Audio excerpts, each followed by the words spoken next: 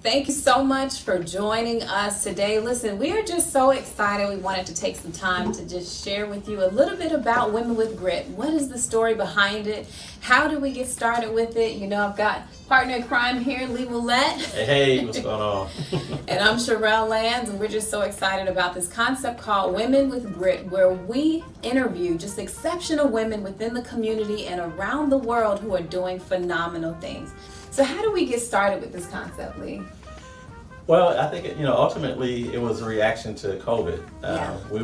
We were literally working on a different concept that involved women and really helping women have the opportunities to progress in their careers, and we're really putting something together to do that. And we had all these people lined up to interview and to get information from, and COVID happened. So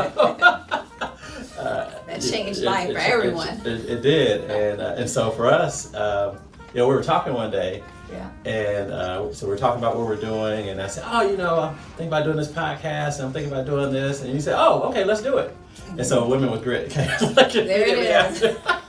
Big on execution, we make it happen. Yes, so it's been exciting. Yes, it has. We've had just phenomenal guests even over the last year, and looking forward to all that's coming ahead. So how can they reach us? They can reach us on YouTube, Exceptional Women with Grit. You can subscribe to our page. You can check out our Facebook page, Women with Grit, or you can go to our website, womenwithgrit.com. That's it. And the best way to catch us is Tuesdays at 7 p.m. Central Time, when Sherelle and I are live with our guest. And literally, I think the most exciting thing for me is what we talked about. We wanted to have a program that addressed that brought in women from around the world. So that's our globe here. We literally interview people in Bogota, Colombia, over in London, and then all over the United States as well. So that's been exciting. That's one of the benefits of COVID. Everybody's used to this virtual world, and nobody feels like they have to fly in to be live in the studio. That's right. So hopefully you will join us live or catch the replay, right? The replays, that's right. We have a bunch of replays, and I mean, if I were you, I would binge listen. People binge watch on Netflix, binge listen and watch Women with Grit. There have been some phenomenal interviews and some phenomenal tips that will help anyone. We have men and women that watch. That's right. And I think the tips that you get, the things that you learn from these women that are our guests will help anyone advance their careers, advance their lives, and just really live a full life and a happy life. And I think that's exciting. Yes, I would agree 100%. So if you're interested, definitely join us, follow us, engage with us, like us, share it, all of those things. And if you know a phenomenal woman or a woman with grit that you would recommend being on the show, be sure that you write us on any one of those forums, and a member of our team will get back to you. Yeah. And don't forget, if you have a product or a service, a company that you want to promote or a cause, give us a shout. We're happy to do that. There is a cost. But it's not much, not yet. So you better get in while it's cheap. That's right. That's right. Well, thank you. And so far, we'll see you online. Talk to you later. Peace. Bye.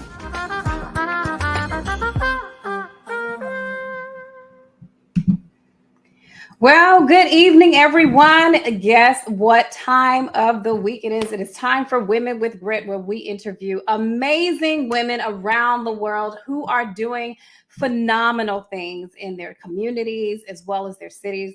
Guys, you are in for a tremendous treat this evening with our PR superstar guest, guys. I'm so excited to have Julie Lilliston this evening. And so you guys will have an opportunity to connect with Julie, get to know the story behind this phenomenal, when I tell you phenomenal and dynamic woman, I'm not shortchanging her bio. You guys have to hear everything and all of the amazing work that she has done around the world and throughout the different years that she has.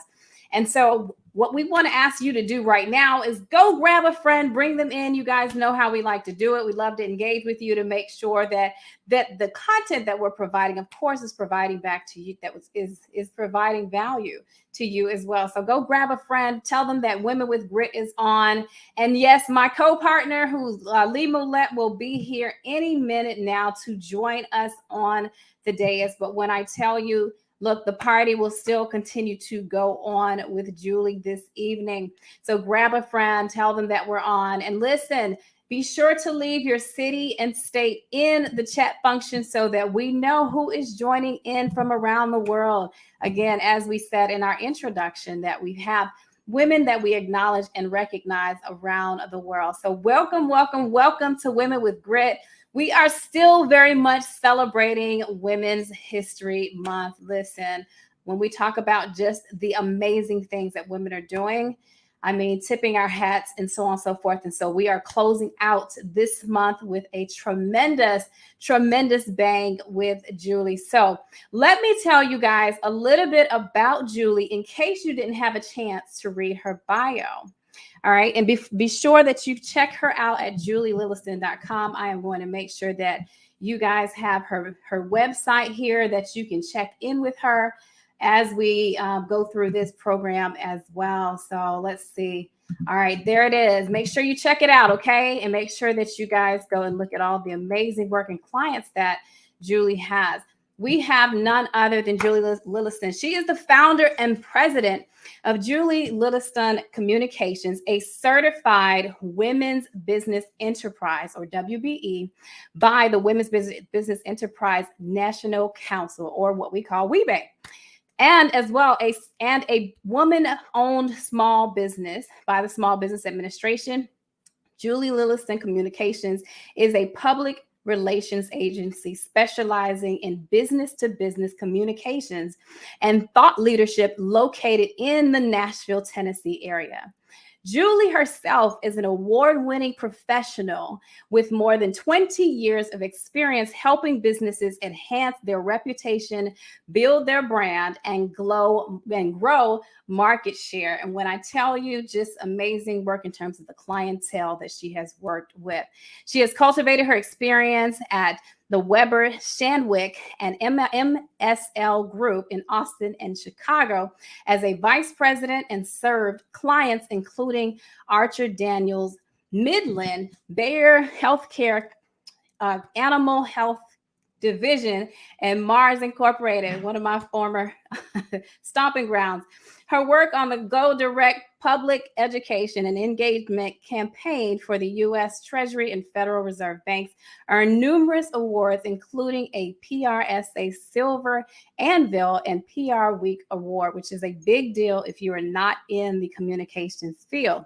She founded a company in 2014 and partners with clients including DevMar Products. So you guys, if you remember Sharon Reynolds, she was on the show before, as well as Apto Global, and that's Tracy as well. She is just amazing. And so she is a global media strategist and placed stories in the USA Today, American Dream TV, CBS News, MBE Magazine, PRWeek, Reader's Digest. I mean, you guys really have to check this out. Parade Essence, Enterprising Women, In the Know Radio Magazine Show, Her Story of Success podcast. Guys, you want Julie and her team in your corner and on your dais as well. Julie has been presented on brand building and PR at Mastermind Group's International Coach Federation, the Tennessee State University, and the Nashville Area Chamber of Commerce Business Radio. Julie, I want to make sure that I get all of these amazing awards that you have in here as well. She's a member of the Public Relations Society of America, serves on the National Corporate Communications Sector Committee. She is a recipient of the Hercules Award on behalf of the PRSA Nashville in 1997. She serves on the board for the National Association of Women Business Owners, the Nashville chapter as Corporate Partners Chair and past president. She served on the board of directors for Dismal House as the marketing chair and a member of the executive committee for 3 years. She served as a mentor of the Nashville Business Journal's Mentoring Monday and Vanderbilt University's Women in Business Mentorship Program. When I tell you guys are just in for an amazing treat. She's an active member of the Nashville Area Chamber of Commerce and a graduate of the 2020 Leadership Connect class. She was a 2020 Athena Award nominee and recipient of the Nashville Business 2020 Women of Influence. And she is an active member in Brain Trust. So again, if you guys remember Sherry Deutschman, she was on the show here as well. Guys, listen, none other than the amazing Julie Lilliston. Hey, Julie. Hello. Thank you so much, Sherelle. I'm so excited to be here. I'm a fan of the show. You've had clients on the show, colleagues on the show, and just thrilled to be here. Thank you so much for the invitation. Absolutely. It was only right to have you. I mean, such a rock star. I mean, your work speaks for itself. So thank you. And thank you for the commitment to cultivating your craft that also uplifts and exemplifies others. So thank you. Oh, you're welcome. Thank you. Yeah, it's my pleasure. It's definitely my passion, working with women business owners and helping to lift up other women in business. And that's kind of what fuels me. And it's been such a tremendous surgence of that in the past few years. And through the pandemic, I think we've all kind of come together and worked even more closely. That's right. That's right. And we definitely want to shine a light on you who is shining a light on others. So today we celebrate you, and especially I feel is so befitting, especially with it being Women's History Month, to shine a light just on the amazing things that you have done. But before we delve into all of that, we want to know more about Julie. So tell us your unique story of grit. Oh boy, that's a great question. And I love this because like the tables are turned. I'm usually the one behind the scenes and asking the questions and getting my clients prepped. So to be able to tell my own story, this is unique for me and stepping out there, and that's all part of it too. Awesome. It's interesting. I feel like I was born into grit. From the very beginning, grew up in a small town in Ohio. It's actually a village, about 1,000 people. One little stoplight in the middle of cornfields and soybean fields. And just, from the get-go, it really was steeped in me, just the values of, hard work and the things that you hear about in terms of being able to set your path in the world. But it became very clear that, anything that I wanted to achieve or go for or do it, I would need to figure it out. And I would need to build my own kind of networks and support.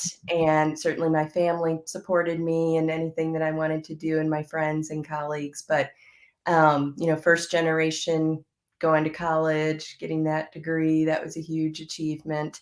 So there were a lot of steps along the way. And I think that, having some of that adversity, having some of those challenges just financially, growing up in the 70s and the 80s, kind of what that economy was like in a small community, being able to form those networks and kind of just go after it, set your path and go after what it is that you want. And had a lot of support through teachers immediately, like just kind of saw something in me that I had some promise, that I had some ability, and certainly reading and writing and getting a degree in English. That was my path. Opened up worlds to me that I would not have been exposed to otherwise. And having friends whose parents were involved in cultural things and exposing me to the world outside of my little town, and kind of got me excited about what else is out there, who else is out there, what other experiences can I have. So I've always had this kind of adventurous side. And wanting to explore and travel is certainly a part of that, that I've been able to do. So I think, being able to take on the challenge of, okay, I've got to figure out a path for myself, a way for myself. What is the future that I want to create? And setting forth and doing that. And, the private liberal arts school that I chose, and then having all the debt to pay off years later, some of those decisions that you make. But I don't regret a one. I'm glad that I did it. It was definitely the right decision for me.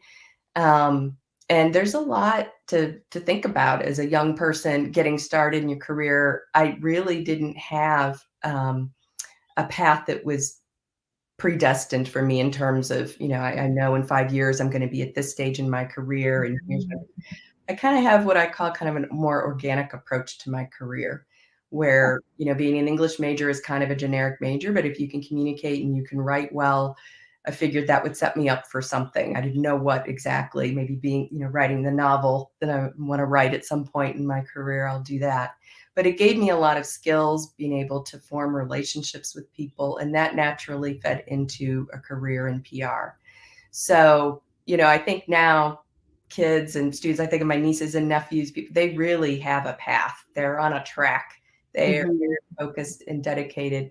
So I guess I'm more from the school of, even though I have a degree, it is much more of an experiential, school of hard knocks kind of approach that I've had, where just being able to experiment and try things. And it took me a long time to realize that, mistakes and failure is learning, and to accept that. I have really high expectations for myself. And so being able to lean into that and really understand that and learn from it, and not look at, setbacks and failures as a negative, but it's learning. It's how you learn. It's how you grow. So. It is very much so. I want to go back to something you said really earlier, just because it piqued my curiosity. So Ohio, small town. And I remember you saying, kind of driving through the cornfields. I remember, and as a part of one of my corporate stops, that there's a plant out there. And so I remember spending time in Ohio, specifically Lipsick. Are you familiar with Lipsick? I'm not sure where that is. I was from Northeast Ohio. My family's still there. I'm not sure where that is, what part of the state. And I couldn't tell you, to be honest with you. But I do remember when you mentioned that, just the aspect of driving through, and how, gas stations and things were kind of far apart from one to another. And it was literally just aisles and aisles and aisles of cornfields. And I learned so much just about, the corn industry, which has nothing to do here, but it triggered a thought. And I just thought that was really interesting, especially growing up for you in a small country, small town, and then deciding for yourself you want to take on the adventure of seeing what else is out there, and being able to stretch yourself. What was that like, just kind of stepping out? Were you ever afraid, or did you lean into it? What was that journey like for you? Oh yeah, I mean, it's constantly learning and relearning and being exposed, but you have a lot of those moments of vulnerability. So anytime there was some kind of, I got really into academics and in my high school years, thinking, okay, I got to get serious about this. Like, I was just enjoying myself in elementary school and, middle school, and, not really focused on anything, and just, experiencing lots of things. I was like, okay, I need to really kind of focus a little bit more. And so my grades and, just applying myself. And so there were lots of opportunity. I got into sports and did track and cross country, and learned a lot about discipline and through those programs. And I was doing this with my friends, so it was also a social aspect to it. And you learn a lot, obviously, through sports and competing at different levels. And I've learned, there's always another level. Like, at this small school, I may be the only woman running the 2-mile run, and like set a record back in the day, and that would get beat, pretty quickly. And, but being able to compete like that, and then going to the next level, and then seeing what the competition is like, and like, okay, it opens your eyes to what's out there. So I think just being willing to take the chance. And I think also part of it is the not knowing that, I'm going to go to this cross country meet and the competition is going to be this stiff. Like, it makes you better. You step up. Like, I ran my best times when I was competing with the toughest schools that had the best programs and all the dollars. And we were like paying to play sports. We had to pay to like do any extracurricular, because to be able to have the funds to do it. And, that you're coming at it from a different mindset, and a different, you may be hungrier. So it made me better. It made me better. And I can identify with you on so I ran track as well. Oh yeah. But I didn't get into the distance running until I became an adult. So I did fast twitch when I was younger. And you're right, when you compete, especially as a young athlete, it breeds that discipline into you, so that you have this natural drive or propensity to push yourself beyond the limits that you feel are possible or capable. And you typically have a coach that kind of sees the same thing in you, and they want to push you as well in terms of being able to get out of your comfort zone and to stretch in ways that you otherwise wouldn't want to do so for yourself. Can you think about an experience as you were on this track or on this path of establishing Julie Lilliston Communications where you felt the need to have to push yourself through? I had a lot of challenges. I'm a shorter person, so I was the distance runner. I was not the sprinter at all. So when we had to do speed workouts, it was, a nightmare. I'm like, this is awful. I don't know if I can make it through this. So it became kind of a joke, and the coach would start hyping it up that we're going to do speed workouts, and I was like, well, I'll be way behind on that. But I remember really pushing myself in track, and we actually ran on a cinder track at my school. Which if you've ever run on, it's like running on the beach, it's like your times are terrible. It's a workout in and of itself. It is. So if you could do that, anytime we would go to another school where they had a nice track, I'm like, oh man, our times vastly improved. So just with that alone, but I remember like I would get shin splints really badly, and they're so painful you barely can walk. And I would stand in like buckets of ice before competing because I had to like numb my shins just to be able to withstand, the beating that they would take. And so it got to the point where it's like, well, you can't do this to the detriment of yourself. You have to like take care of yourself and recognize, okay, maybe I'm pushing it a little too far. And I think that's definitely something that I have learned along the way. And just some other things with sports. I helped start it was the first girls cross country team at our school. And I think that has continued to go. And we had to meet with the school board and lobby for some funds to help support it. Myself and some girlfriends, and we wanted to do this, and they backed us. And then also a friend and I competed on the golf team. There was not a women's golf team. It was like, let's learn some sport that we can kind of continue on with and in life and learn. So we were part of the guys team. But just not being afraid, especially when I was younger. It's interesting. The older you get, it's like you have some of those setbacks career-wise, and be happy to talk about some of those and kind of what that does to you and how you overcome that. But I think early on in life, especially through those high school years and into college, I just didn't. I felt fear, but I was just pushing through. I was just looking at what's the worst that can happen, if I don't succeed at this. And I love the fact that you said that, which is, you're right. When we are younger, we operate from a place of fearlessness. And we have this, superhero thought mentality that we're untouchable or that we're invincible. And I feel like that gives us the freedom to really dream and the freedom to lean into our dreams. And something does happen. I think that as we go through life and we experience disappointment, setbacks, and when things don't quite happen the way that we expect them to, that we tend to kind of pull back a little bit, or we tend to approach things with a little bit more caution. But why do you feel that that's happened, or has that ever occurred to you? And if so, how did you overcome it? Oh, yeah. So kind of early on in my career, there's been so much. It's hard to pick just one or two. But, a major setback that happened to me as I started my career at a global agency where I spent quite, a number of years, 11 years, and experienced a layoff from there. And I felt like, oh, this is career ending. My career is over. Like I could not see any light out of that. Like it's just like the curtain just came down. Yeah. That's it. And it was also a very high pressure situation. We were in Chicago and we just bought our first home. So, it was exciting. And then the market crashed. And it was the spring of '08, and our home was worth half of what we paid for it. Like major things just hitting Yeah. all at once. And then like, the next few years experiencing this layoff and just feeling like, what are we going to do? This is a disaster. This is financially a disaster. My career is over. This is, I really was at a loss.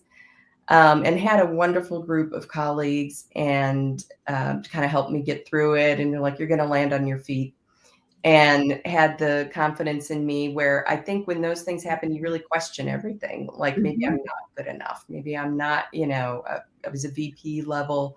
And a lot of women, as I found now that I've started my own venture, when you get to a certain level, like a VP level or senior VP level, you don't really have as much of the support for getting to that next level. You kind of plateau. And depending, where you are in your life, it could be midlife. You could have, adult children you're taking care of, or elderly parents you're starting to take care of.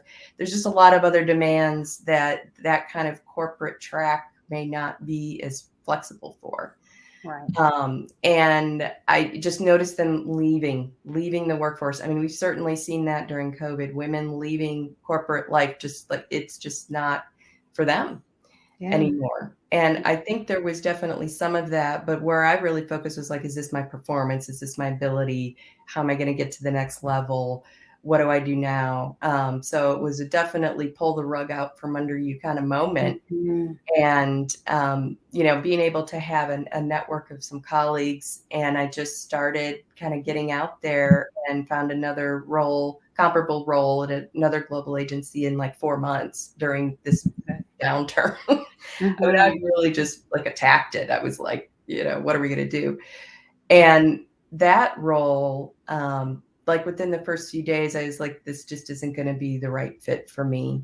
And I was there almost 2 years. So it was a grind. It was, coming home at 2, 3 in the morning from work, working on a lot of new business. I'm like, what are we doing? Like this can't be our life. We're bound to this home that, is 100-year-old bungalow. It's great, but it's going to need a lot of TLC and things. And, just having this crazy work schedule, it's like we're, just working and this commute and everything that goes along with it. Just really wasn't where we wanted to be. And that's when we started looking at Nashville again, because I'm actually a boomerang. We started out here in Nashville, my husband and I, and then went down to Austin, Texas, up to Chicago, and we came back. So we started looking at it again. Nashville has a way of pulling us in, right? It's so warm, there's so much to do and just so many exciting opportunities as well that exist within, the space of Nashville. And a couple things you said that were spot on. We talked in former shows about the popular loaners, right? Which are that C-suite executive, VPs, et cetera. Once you get to that specific place, it becomes difficult to find, that outlet or the voice that tends to, that you have a lot earlier in your career, because then you become the voice. But, even though you become the voice, we still need the aspect of the coaches or the support group or the networks that surround us, which is why, I think the mention to the WBENC or and those organizations are just so important to have, and to have other like-minded individuals that are supporting your success, who are championing you and can really help to push us when we get into those moments where it's sticky, so to speak, and we begin to challenge ourselves or the norms, which is totally natural and normal, especially when we delve into the aspect of going from one plateau or one space and phase in life to the next. So, okay, Julie, would you believe that we're already almost halfway through the show? So I believe it. Crazy. So I want to give you a minute to take some water. But before I do, I want to give you a question that I want to ask you when we come back. Okay. We still want to delve into, like your support network and the people who have championed your success. But even before that, I'd love to hear the story of how did you transition into your business and doing it full time? Like, what was the catalyst for you, or what was the switch that happened, whether it be internal to you or if there was a specific pivot moment that says, you know, hey, I want to do this and I'm going after it and I'm doing it. Okay. So All right. Sounds great. Okay, guys. So hopefully you are joining in with us on Women with Grit with Julie Lilliston. Listen, if you are just joining in, you guys will absolutely want to make sure that you catch the replay of this show with this dynamic superstar in PR, Miss Julie Lilliston. And when I tell you, you guys are in for an amazing treat, you are absolutely in for one. And so make sure that you hit like, share, join, grab a friend, tell them we are on. Go ahead and share the aspect of this story.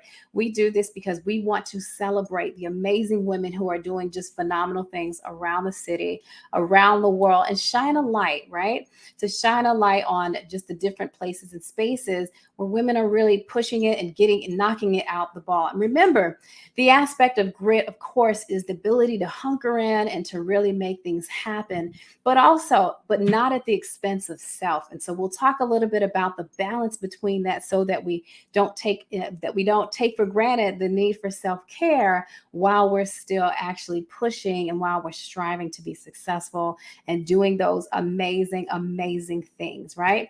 So again, you guys feel free to chime in the chat. Let us know what city and state that you are joining in from. Remember, we love to give away gifts, so we love to hear from you. Okay. Again, you guys are on tonight with Julie Lilliston.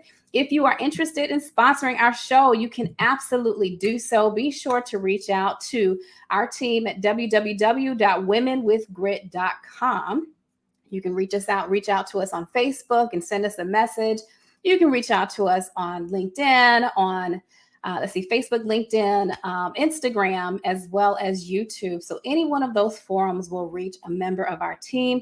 We want to hear from you. And then again, if you know of another amazing and inspiring woman who you want to celebrate as well, to have them share their amazing story, be sure to email us. Be sure to reach out to us directly on any one of those platforms or forums so that we can bring them in and interview them and see and be able to share their story as well. So whether that's for yourself or another amazing woman, we do this because we recognize that it takes, grit to be moms and executives and do all of these amazing things around the world. So without further ado, I'm going to go ahead and bring Julie back up so we can talk a little bit more about how you decided and how you got into your organization. So tell us a little bit more about your journey. What was that pivot moment like for you?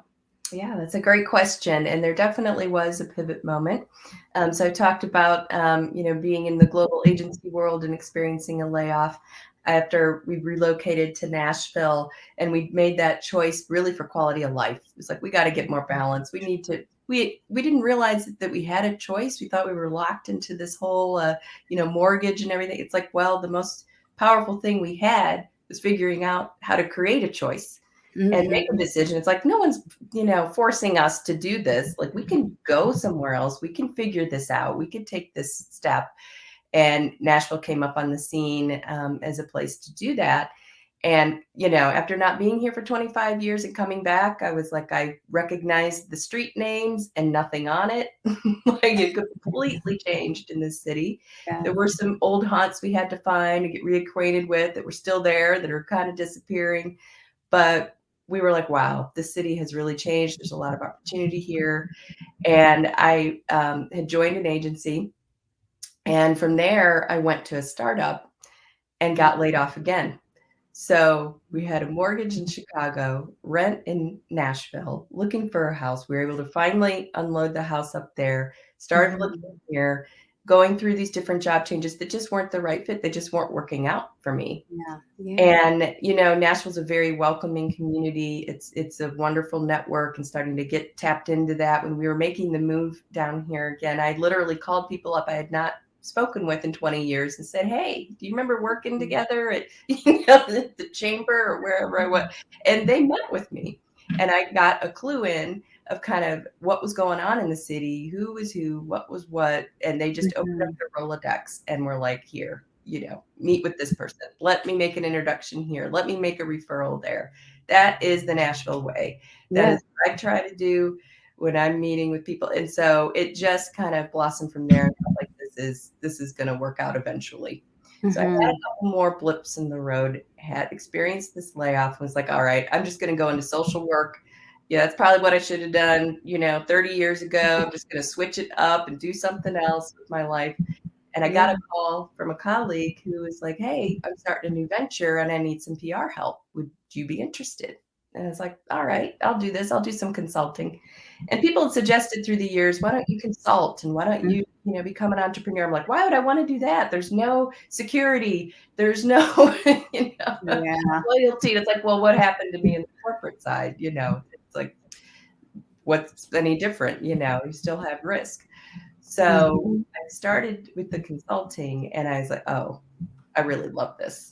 If I could figure out how to make this actually work and become a business and grow this is where it's at for me, because I was working directly with the CEOs, working with small business owners, helping them figure out what their challenges were from a communications perspective, helping them figure out a plan and helping them grow. And it was so validating. It's like, I don't have to go through all these different levels. I don't have to go through all this red tape. I'm working directly with the owner and I'm helping them bring their vision to life. And it was so fulfilling and gratifying. And so that's kind of how I got into it. And so I was the reluctant entrepreneur for sure. I was like, not going to be my path. That was not anything for me, and now I can't imagine going back to, there is no going back to corporate, not at all. I think that's so interesting as well. And hey, Lee. Hello. Hey, how are you all? Hey, Julie. Great. Hey, Sherelle. How are you? Great. Hey, to all of our listeners, viewers. Good to see everyone. Lakita Stribling, good to see you. Yes. Yeah. So it is just so, amazing to hear that. Now tell us, we want to delve into the people who have inspired you along the way. Who were some of those cheerleaders or, coaches that have helped you in your journey? Absolutely. I definitely have to start with my family. And I think my mom has been one of the biggest inspirations for me. She grew up, on a small farm in Indiana, one of 8 kids. So I think that's why it's like grit is in the DNA. She figured out, how to survive and how to, have her life and push forward and persevere. And, I'm one of 4 kids. I'm actually the youngest.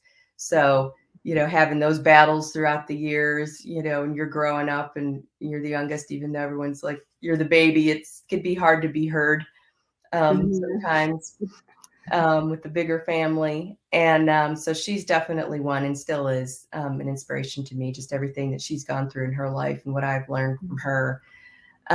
Career-wise, I have an aunt who was the first person I saw that really had a professional career, got her PhD. She's in speech and hearing pathology, written books, professor, just really going for it. And she really encouraged me. I just had that role model right there. And I could just see she had a family, she had a career, and would just go after it and apply herself into a discipline and as an academic and still going kind of in a retirement career in consulting. So she definitely lit that fire under me, like, you can do this, you can figure this out, and whatever it is that you want to do in life. Were huge inspirations. And some other ones, my grandparents, my paternal grandparents, I was really close to. My grandfather had an 8th grade education. He was an entrepreneur actually, and did some small motor repair shop that my father worked at for years and years and helped the community. And they actually repaired and worked on lots of motors for farm equipment and milk coolers and things like that, all in the community in Ohio. But you can imagine there are a lot, Sherelle, you were out there driving in the fields, what's out there. But that was, he knew everyone in the community. I think I learned from him the power of forming those relationships. So when he'd go around the county, everyone knew who he was. They knew his name. He had stories about him. He was funny. He was very relatable. Just a really, really great man. And was so influenced by him, as well as my grandmother as well. So those were, I think, family for sure, were wonderful inspirations for me. And then along the way, those teachers and my Girl Scout troop leader, and just people that I was able to learn leadership and community involvement and having those connections to the community wherever you are, and how important that is and still is. That's awesome. So Julie, what's the importance of having exposure to those folks? How does that how does that get into your DNA, and how do you draw on that to move forward? Yeah, and I think, having exposure, that's a really good way to put it. When you're in a smaller community or an insular community, or feeling like, how am I going to get out there in the world? I think it really takes, and this is one of the tenets of, I'll have to throw out NABO and give it a nod. That was the first organization I joined here, and later became a chapter president in Nashville, because it was about getting exposed and seeing what is out there in terms of leadership and business owners, and having those role models and being able to get those relationships formed. So tapping into those types of networks was really critical for me as I'm getting my business going. It was a huge part of me starting to grow the business and meeting with community leaders, finding out where some of the needs are, where some of the gaps are, that I could fill a space and I could provide and contribute. And I think with NABO in particular, and WBENC as well, it's really you have to have a commitment to helping others, particularly women-owned business. You have to have that to be involved, I think, to be able to really get the benefit. It's a give and get kind of community. I feel Nashville's very much that way. It's not so much, what can I get from you, but what are you giving out there? What are you contributing? And for me, any organization that I'm a part of, that has to be a part of it.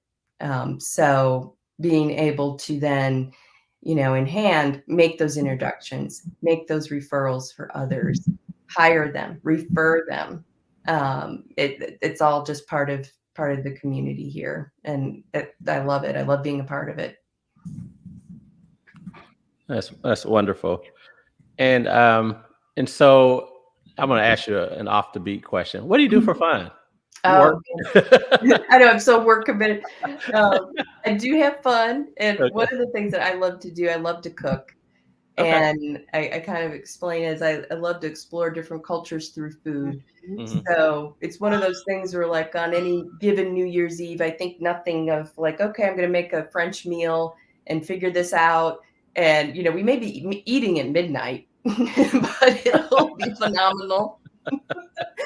and I love the creativity of it. And of course the flavors and exploring, and I get lost in the kitchen. Hours can go by.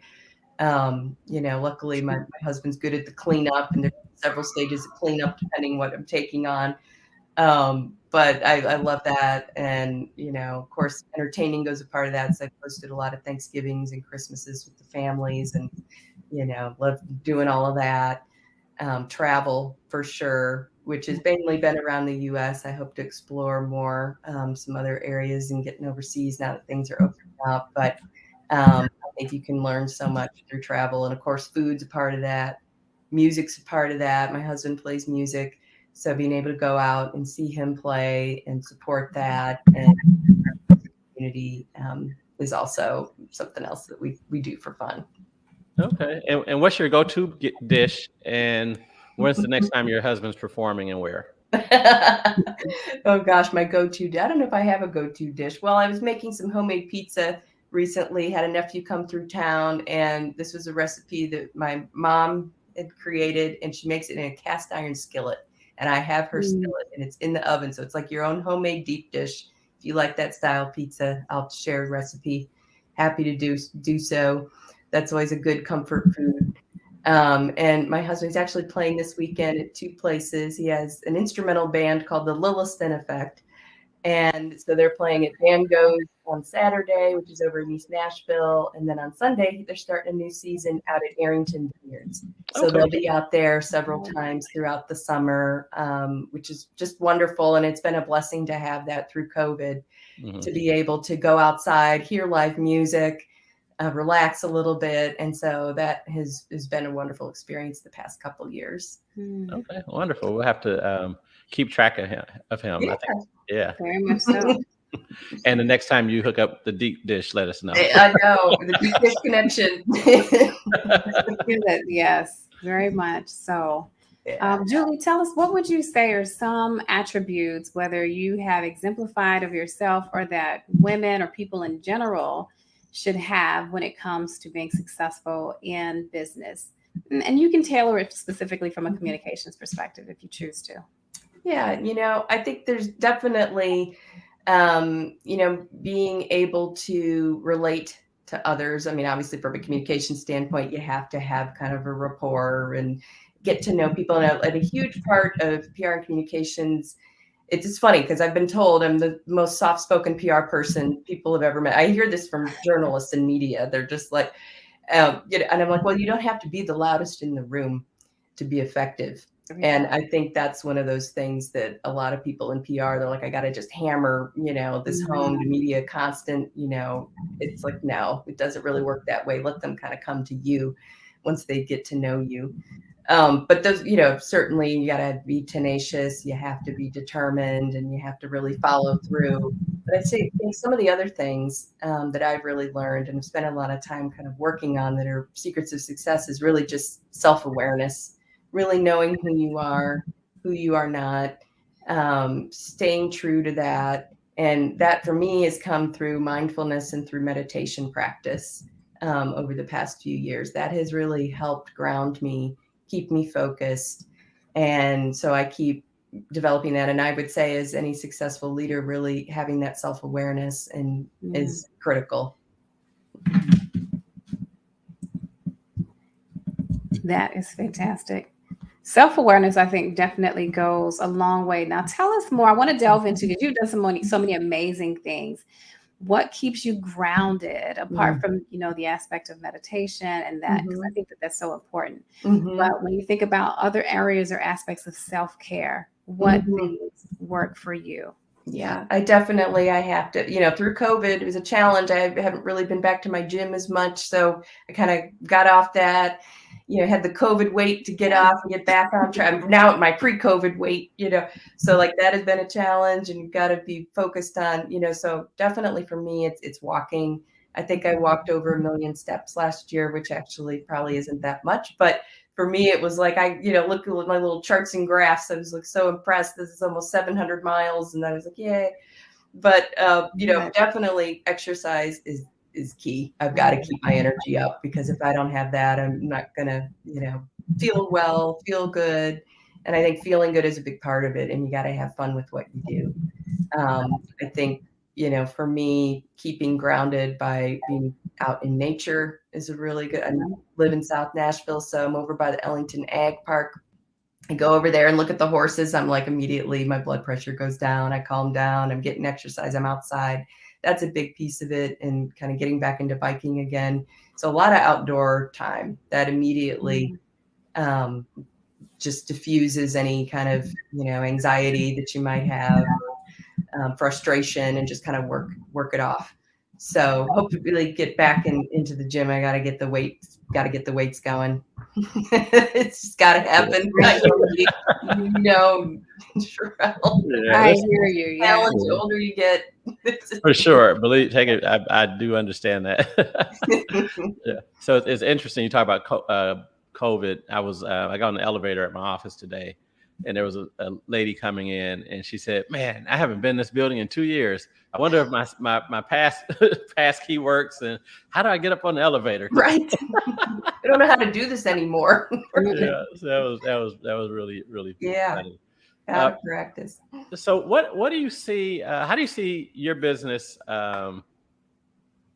growing or being integral in the growth of Nashville? How do you see being able to take advantage of the growth over the next few years, and what are some of your plans? Yeah, that's great. Great question. Actually, my word of the year this year is growth. So you hit it right on the head. And I think a lot of businesses, small business owners and people I'm talking to, that is kind of getting back into that growth mindset. So it's really focusing on, okay, where do I think the opportunities are? And I've kind of built my network working with a lot of women-owned firms. I'm, part of WBENC and help other women-owned businesses build their businesses. And I see a tremendous amount of potential there, as well as, a lot of the corporations that are relocating here, helping them with some of those types of announcements and things like that, and cultivating some networks there. I think that, I could not imagine doing what I'm doing now in some other cities that we have lived, like Chicago, for instance.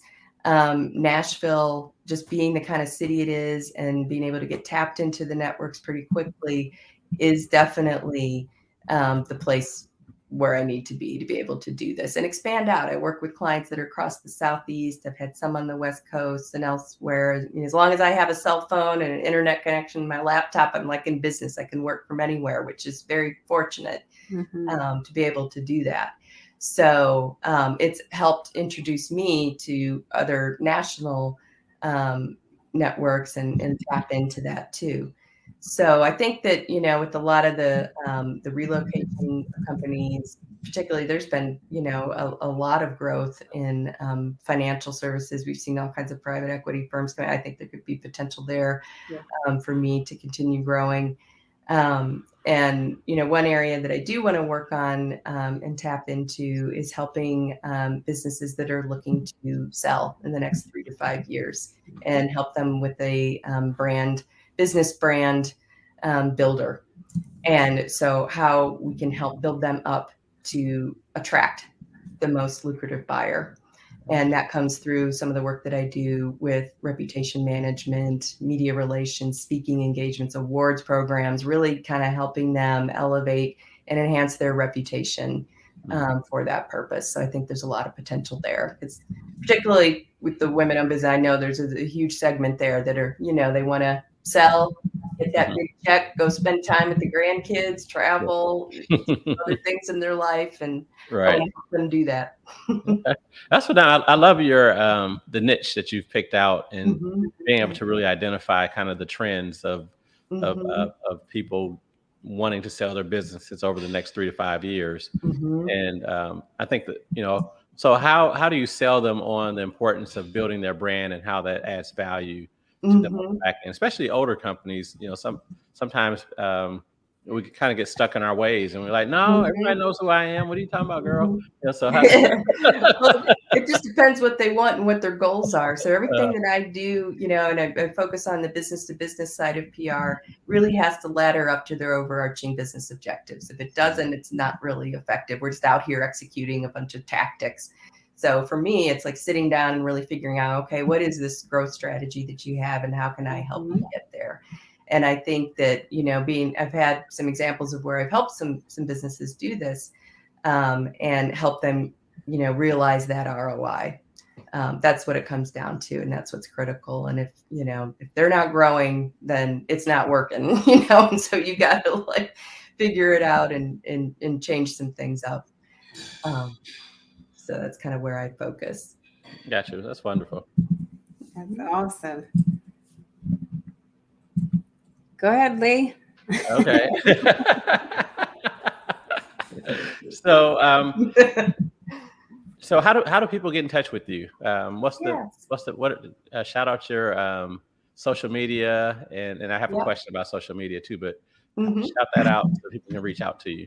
Absolutely. So you can contact me on my website, which is easy. It's just julielilliston.com. I'm also on Instagram at Julie Lilliston. Same as Twitter at Julie Lilliston. So that pretty much gets you connected with me on LinkedIn as well. I'm happy to connect. And I think that's one of the things, just being open to kind of, networking, referrals. If there's anything I can do to help put you in connection with someone that you're trying to meet, I build that into a part of my own business development, and that's just a part of who I am. So my follow-up question to that is, how do you see businesses using social media over the next 5 to 10 years? What's going to be the role of social media in their business? Great question. Social media, it's one of those that love-hate relationships. It's like, I got to be out there, with clients, but yet, you just get tired of it. But I think it's really, it's going to be continue to grow, particularly in video, so this format and platform that you have, this is exactly where it's going. And in digestible bits and pieces, and storytelling has always been a critical part of that. So I think just, there's going to be more platforms that are really embracing video in digestible bits for people, because the attention span is just going down and down from 6 seconds as they're scrolling by something. So I think also, being able to react quickly to things. And this is interesting, just whatever the topic of the day is with social media, I think brands and corporations really need to take a look at kind of the long game. And sometimes, you don't need to jump in there with your input and your perspective unless this really aligns with who you are as your company. And so then kind of taking that strategic look, you don't need to be a part of every conversation or everything that's the buzz out there. I feel like you need to capitalize on it unless it makes perfect sense for your business. So that's one of the things to kind of watch out for. So I think we'll just continue to see more new platforms emerging, and the use of video in creative ways. You know what I'd be really interested in, and I'll probably do this research, but this is the geek in me, which is just because the attention span is dwindling, what is that doing to us neurologically? The aspect of the quick bursts all of the time. What is that doing to us in terms of retention? I'm just, again, the geek in me has nothing to do with this, but yeah. It's a good question, because I find it myself. It's why am I picking this phone up to go scroll through constantly? So the algorithms, it's real. The addiction is real to it. And why didn't I get any likes on this? This was a great post. What's wrong with people? Yeah. What is that doing? I'm not living for likes. I'm not. That's not what I'm about. Yeah, that's right. But I don't know. I think that also opens up things for the long form. One of the things that I do with WBENC South, which I'm a part of and is also a client, is we produce an annual magazine. So we're profiling and writing in stories about WBEs and corporate partners and telling those stories and picking up a magazine and sitting down. You're able to relax with a cup of tea or cup of coffee or whatever, kind of sink into this. And there's something really tangible and it's just very fulfilling in that way. So I've obviously, my bookshelves, I've got tons of books. I do have a Kindle, but I got I like having those hard copy books and magazines and things to read through. So I don't think that's going to go away. I think that'll always remain and be there. So wonderful. Well, believe it or not, we're almost at the end of the hour.